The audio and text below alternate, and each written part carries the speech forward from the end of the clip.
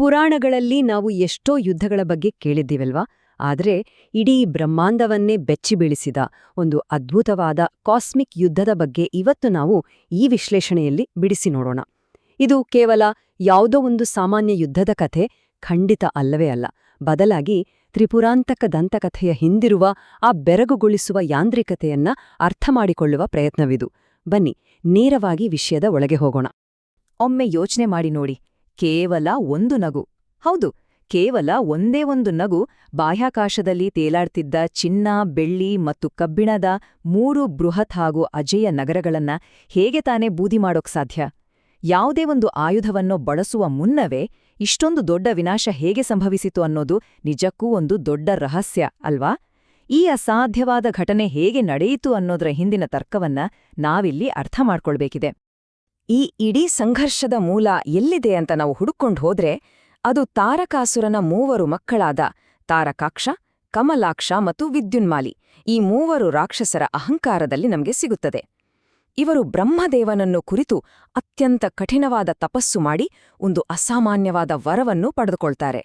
ಆ ವರ ಸಿಕ್ಕಿದ್ದೇ ತಡ ಅವರ ಗರ್ವಕ್ಕೆ ಮಿತಿನೇ ಇರಲಿಲ್ಲ. ನಮ್ಮನ್ನು ಯಾರೂ ಸೋಲ್ಸೋಕೆ ಸಾಧ್ಯವೇ ಇಲ್ಲ ಅನ್ನೋ ಅಹಂಕಾರದಿಂದ ಇಡೀ ಬ್ರಹ್ಮಾಂಡದಲ್ಲೇ ದೌರ್ಜನ್ಯ ಮಾಡೋಕೆ ಶುರು ಮಾಡ್ತಾರೆ. ಅಷ್ಟಕ್ಕೂ ಈ ತ್ರಿಪುರಗಳು ಅಂದ್ರೆ ಏನು ಗೊತ್ತಾ? ಇವು ಖಂಡಿತವಾಗಿಯೂ ಭೂಮಿಯ ಮೇಲಿನ ಯಾವುದೋ ಸಾಮಾನ್ಯ ನಗರಗಳಾಗಿರಲಿಲ್ಲ. ಬ್ರಹ್ಮದೇವನಿಂದ ವರವಾಗಿ ಪಡೆದ ಈ 3 ನಗರಗಳು ಸಂಪೂರ್ಣವಾಗಿ ಚಿನ್ನ, ಬೆಳ್ಳಿ ಮತ್ತು ಕಬ್ಬಿಣದಿಂದ ನಿರ್ಮಿತವಾಗಿದ್ದವು. ಇದಕ್ಕಿಂತಲೂ ಆಶ್ಚರ್ಯಕರವಾದ ಸಂಗತಿ ಅಂದ್ರೆ ಇವು ಪ್ರಾಚೀನ ಕಾಲದ ಅತ್ಯಾಧುನಿಕ ಸ್ಪೇಸ್ ಸ್ಟೇಷನ್ಗಳ ಥರ ಆಕಾಶದಲ್ಲಿ ನಿರಂತರವಾಗಿ ಹಾರಾಡುತ್ತಿದ್ದ ಮಹಾನಗರಗಳಾಗಿದ್ದವು. ಬ್ರಹ್ಮಾಂಡದಾದ್ಯಂತ ಅಲೆದಾಡುವ ಈ 3 ಬೃಹತ್ ಕೋಟೆಗಳ ಶಕ್ತಿ ನಿಜಕ್ಕೂ ಊಹಾತೀತವಾಗಿತ್ತು. ಈಗ ಬ್ರಹ್ಮ ನೀಡಿದ ಆ ವರದಲ್ಲಿಡುವ ಷರತ್ತುಗಳನ್ನು ಸ್ವಲ್ಪ ಗಮನಿಸೋಣ. ಇದು ಖಗೋಳಶಾಸ್ತ್ರದ ದೃಷ್ಟಿಯಿಂದ ಎಷ್ಟು ಅಸಾಧ್ಯವಾದದ್ದು ಅಂದ್ರೆ ಇದು ಅಕ್ಷರಶಃ ಒಂದು ಕಾಸ್ಮಿಕ್ ಲಾಟರಿ ಗೆದ್ದ ಹಾಗೆ. ಮೊದಲನೆಯದಾಗಿ ಈ 3 ನಗರಗಳು ಬಾಹ್ಯಾಕಾಶದಲ್ಲಿ ತಮ್ಮದೇ ಆದ ಸ್ವತಂತ್ರ ಕಕ್ಷೆಗಳಲ್ಲಿ ಸುತ್ತುತ್ತಿರ್ತವೆ.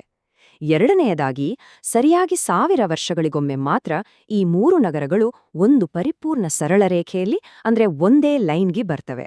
ಮತ್ತು 3ನೇ ಷರತ್ತಿದೆಯಲ್ಲ, ಅದು ಅತ್ಯಂತ ಕಠಿಣವಾದದ್ದು. ಆ ಸರಳ ರೇಖೆಯಲ್ಲಿ ಬಂದ ಕೇವಲ ಒಂದು ಕ್ಷಣದಲ್ಲಿ ಒಂದೇ ಒಂದು ಬಾಣದಿಂದ 3 ನಗರಗಳನ್ನು ಒಟ್ಟಿಗೆ ಹೊಡೆದಾಗ ಮಾತ್ರ ಅವರಿಗೆ ಸಾವು ಬರೋದು.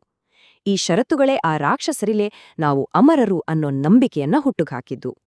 ಇಲ್ಲಿ ನಾವು ಒಂದು ಸ್ಪಷ್ಟವಾದ ವಿರೋಧಾಭಾಸವನ್ನು ಕಾಣಬಹುದು. ಒಂದು ಕಡೆ ಈ ತಾರಕಾಕ್ಷ, ಕಮಲಾಕ್ಷ ಮತ್ತು ವಿದ್ಯುನ್ಮಾಲಿಯರ ಮಿತಿಮೀರಿದ ಅಹಂಕಾರ ಮತ್ತು ಅವರು ಸೃಷ್ಟಿಸುತ್ತಿದ್ದ ಭೀಕರ ವಿನಾಶ. ಮತ್ತೊಂದೆಡೆ ದೇವತೆಗಳು ಮತ್ತು ಋಷಿಮುನಿಗಳು ಅನುಭವಿಸುತ್ತಿದ್ದ ಅಪಾರವಾದ ಸಂಕಟ. ನಾವು ಅಜೇಯರು ಅನ್ನೋ ಗರ್ವದಿಂದ ಆ ರಾಕ್ಷಸರು ಮುಲ್ಲೋಕಗಳನ್ನು ನಡಗಿಸ್ತಿದ್ರೆ, ಪಾಪ ದೇವತೆಗಳು ಬೇರೆ ದಾರಿ ಕಾಣದೆ ನೇರವಾಗಿ ಪರಮಶಿವನ ಮೊರೆ ಹೋಗ್ತಾರೆ. ಈ ಪರಿಸ್ಥಿತಿಯು ಬ್ರಹ್ಮಾಂಡದಲ್ಲಿ ಉಂಟಾದ ತೀವ್ರ ಅಸಮತೋಲನವನ್ನು ನಮಗೆ ಸ್ಪಷ್ಟವಾಗಿ ತೋರಿಸುತ್ತದೆ. ಬ್ರಹ್ಮ ನೀಡಿದ ಆ ಅಸಾಧ್ಯವಾದ ವರವನ್ನು ಭೇದಿಸಬೇಕಾದರೆ ಅದಕ್ಕೆ ತಕ್ಕಂತಹುದೇ ಆದ ಒಂದು ಬೃಹತ್ ಹಾಗೂ ಊಹಿಸಲೂ ಅಸಾಧ್ಯವಾದ ಕಾಸ್ಮಿಕ್ ಸಿದ್ಧತೆಯ ಅಗತ್ಯ ಖಂಡಿತ ಇತ್ತು.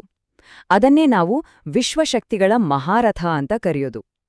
ಈ ಮಹಾರಥ ಹೇಗೆ ನಿರ್ಮಾಣವಾಯಿತು ಮತ್ತು ಬ್ರಹ್ಮಾಂಡದ ಮೂಲಭೂತ ಶಕ್ತಿಗಳು ಈ ಒಂದೇ ಒಂದು ಉದ್ದೇಶಕ್ಕಾಗಿ ಹೇಗೆ ಒಗ್ಗೂಡಿದ್ವು ಅನ್ನೋದನ್ನ ನೋಡೋಣ. ಈ ಮಹಾರಥದ ನಿರ್ಮಾಣದ ಲೆಕ್ಕಾಚಾರ ನಿಜಕ್ಕೂ ಮೈ ಜುಮ್ಮನ್ನಿಸುವಂತಿದೆ.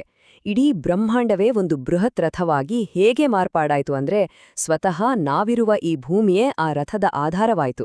ಸೂರ್ಯ ಮತ್ತು ಚಂದ್ರರು ಆ ರಥದ ಬೃಹತ್ ಚಕ್ರಗಳಾಗಿ ಬದಲಾದ್ರು. ಇನ್ನು ಈ ಮಹಾರಥವನ್ನು ಮುನ್ನಡೆಸಲು ಸ್ವತಃ ಸೃಷ್ಟಿಕರ್ತನಾದ ಬ್ರಹ್ಮದೇವನೇ ಸಾರಥಿಯಾಗಿ ಕುಳಿತ.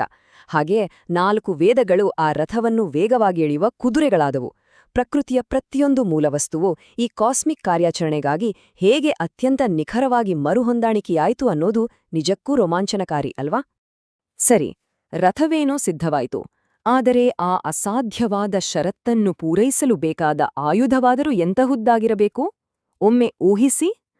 ಬ್ರಹ್ಮಾಂಡದ ಅತಿ ದೊಡ್ಡ ಪರ್ವತವಾದ ಮೇರು ಪರ್ವತವೇ ಇಲ್ಲಿ ಶಿವನ ಕೈಯಲ್ಲಿ ಬಿಲ್ಲಿನ ರೂಪವನ್ನು ಪಡೆಯಿತು.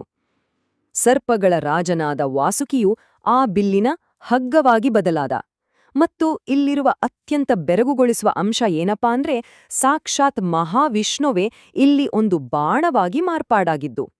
ಈ ಮಟ್ಟದ ದೈವಿಕ ಶಕ್ತಿಗಳ ಸಮ್ಮಿಲನವು ಆ ಕಾರ್ಯಾಚರಣೆಯ ತೀವ್ರತೆಯನ್ನು ನಮಗೆ ಎತ್ತಿ ತೋರಿಸ್ತದೆ. ಆದ್ರೆ ಇಷ್ಟೆಲ್ಲ ಸಿದ್ಧತೆಗಳೆಲ್ಲವೂ ಮುಗಿದ ತಕ್ಷಣವೇ ಯುದ್ಧ ಮಾಡಲು ಖಂಡಿತ ಸಾಧ್ಯ ಇರಲಿಲ್ಲ. ಇಲ್ಲಿ ನಾವು ಕಾಲದ ಚಕ್ರವನ್ನು ಸ್ವಲ್ಪ ಗಮನಿಸಬೇಕು.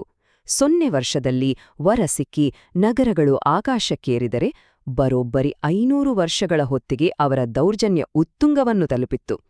ದೇವತೆಗಳು ಮತ್ತು ಬ್ರಹ್ಮಾಂಡವು ಈ ನೋವನ್ನು ಭರಿಸುತ್ತಾ ಸರಿಯಾಗಿ 1000 ವರ್ಷಗಳ ಕಾಲ ಕಾಯಲೇಬೇಕಾಯಿತು. ಯಾಕೆಂದ್ರೆ ಆ ರಾಕ್ಷಸರ ಕವಚದಲ್ಲಿದ್ದ ಏಕೈಕ ನ್ಯೂನತೆ ಅಂದ್ರೆ ಅದು ಆ 1000 ವರ್ಷಗಳಿಗೊಮ್ಮೆ ಬರುವ ನಿರ್ದಿಷ್ಟ ಸಮಯ ಮಾತ್ರ. 1000 ವರ್ಷಗಳ ಆ ಸುದೀರ್ಘ ನಿರೀಕ್ಷೆಯ ನಂತರ ಅಂತಿಮವಾಗಿ ಆ ನಿರ್ಣಾಯಕ ಘಳಿಗೆ ಬಂದೇ ಬಿಟ್ಟು. ಈಗ ಒಂದು ದೊಡ್ಡ ಪ್ರಶ್ನೆ ಎದುರಾಗ್ತದೆ. ಕಾಲ ಸನ್ನಿಹಿತವಾಗಿದೆ. ಬಾಹ್ಯಾಕಾಶದಲ್ಲಿ ಆ 3 ನಗರಗಳು ನಿಧಾನವಾಗಿ ಒಂದಕ್ಕೊಂದು ಹತ್ರವಾಗ್ತಾ ಒಂದೇ ಸರಳ ರೇಖೆಗೆ ಬರುತ್ತಿವೆ. ಕೇವಲ ಒಂದೇ ಒಂದು ಕ್ಷಣ ಮಾತ್ರ ಆ ರೇಖೆ ಇರುತ್ತದೆ. ಈ ಅತ್ಯಂತ ನಿಖರವಾದ ಸಮಯದಲ್ಲಿ ಯಾವುದೇ ತಪ್ಪುಗಳಿಲ್ಲದೆ ಮುಕ್ಕಣ್ಣ ಈ ಅಜೇಯ ನಗರಗಳ ಮೇಲೆ ಹೇಗೆ ದಾಳಿ ಮಾಡ್ತಾನೆ? ಇಲ್ಲಿಯೇ ಈ ಕಥೆಯಲ್ಲಿ ಒಂದು ಅನಿರೀಕ್ಷಿತವಾದ ಮತ್ತು ಅತ್ಯಂತ ರೋಚಕವಾದ ತಿರುವು ಬರೋದು ಅದೇ ಶಿವನ ಅಟ್ಟಹಾಸ. ಮಹಾದೇವ ಬಿಲ್ಲನ್ನು ಹಿಡಿದು ಬಾಣವನ್ನು ಬಿಡಲು ಸಂಪೂರ್ಣವಾಗಿ ಸಿದ್ಧನಾಗಿರ್ತಾನೆ. ಆ ಸರಳ ರೇಖೆಗೆ ನಗರಗಳು ಬಂದಾಗ ಆ ರಾಕ್ಷಸರ ಮುಖದಲ್ಲಿನ ಅಜ್ಞಾನ ಮತ್ತು ನಾವು ಅಮರರು ಅನ್ನೋ ಆ ವಿಪರೀತ ಅಹಂಕಾರವನ್ನು ನೋಡಿ ಶಿವನು ಗಂಭೀರವಾಗಿ ಒಂದೇ ಒಂದು ಬಾರಿ ನಗ್ತಾನೆ. ಆ ನಗುವಿನಿಂದ ಅಂದ್ರೆ ಆ ಅಟ್ಟಹಾಸದಿಂದ ಹುಟ್ಟಿದ ಪ್ರಬಲವಾದ ಅಗ್ನಿಯೇ ಆ 3 ನಗರಗಳನ್ನು ಬಾಣ ಬಿಡುವ ಮುನ್ನವೇ ಸುಟ್ಟು ಭಸ್ಮ ಮಾಡ್ಬಿಡ್ತದೆ. ಎಂಥ ಅದ್ಭುತ ಅಲ್ವಾ? ಈ ಅಂತಿಮ ಘಟ್ಟದಲ್ಲಿ ಏನಾಯ್ತು ಅನ್ನೋದರ ಯಾಂತ್ರಿಕತೆಯನ್ನ ನಾವು ಹಂತ ಹಂತವಾಗಿ ಗಮನಿಸೋಣ.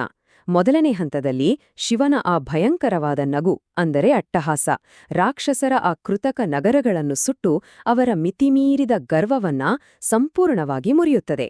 ಆದರೂ ಬ್ರಹ್ಮದೇವನ ವರದ ಷರತ್ತನ್ನು ಗೌರವಿಸ್ಬೇಕಲ್ವಾ? ಆ ಷರತ್ತಿನಲ್ಲಿ ಬಾಣದಿಂದಲೇ ಮರಣ ಬರಬೇಕು ಅಂತಿತ್ತು.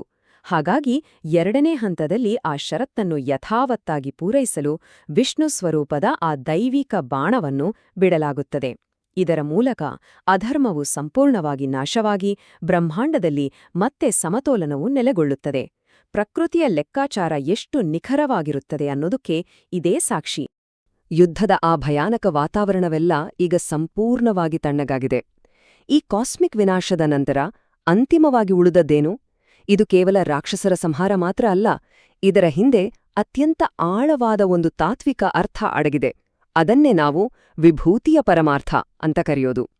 ಆ ಸುಟ್ಟುಹೋದ ನಗರಗಳ ಅವಶೇಷಗಳೇ ಶಿವನ ಮೈಮೇಲೆ ಅಲಂಕರಿಸುವ ಪವಿತ್ರವಾದ ಭಸ್ಮವಾಗಿ ಬದಲಾಗುತ್ತವೆ. ಬನ್ನಿ, ಈ ವಿಭೂತಿಯ ನೈಜ ಅರ್ಥ ಏನು ಅನ್ನೋದನ್ನ ಸ್ವಲ್ಪ ಬಿಡಿಸಿ ನೋಡೋಣ. ಈ ತಾತ್ವಿಕ ಒಳನೋಟಗಳು ನಮಗೆ ಅತ್ಯಂತ ಪ್ರಮುಖವಾದ ಪಾಠವನ್ನು ಕಲಿಸುತ್ತವೆ. ಅತ್ಯಂತ ಬಲಿಷ್ಠವಾದ ಚಿನ್ನ ಮತ್ತು ಬೆಳ್ಳಿಯ ನಗರಗಳು ಅಂತಿಮವಾಗಿ ಕೇವಲ ಬೂದಿಯಾಗಿ ಶಿವನ ಮೈಮೇಲಿನ ವಿಭೂತಿಯಾಗಿ ಬದಲಾದವು. ಈ ವಿಭೂತಿಯು ಮನುಷ್ಯನ ಅಹಂಕಾರ, ಗರ್ವ ಮತ್ತು ನನ್ನನ್ನು ಯಾರೂ ಏನೂ ಮಾಡಲಾರರು ಎನ್ನುವ ದರ್ಪದ ಅಂತಿಮ ವಿನಾಶವನ್ನು ಸಂಕೇತಿಸುತ್ತದೆ.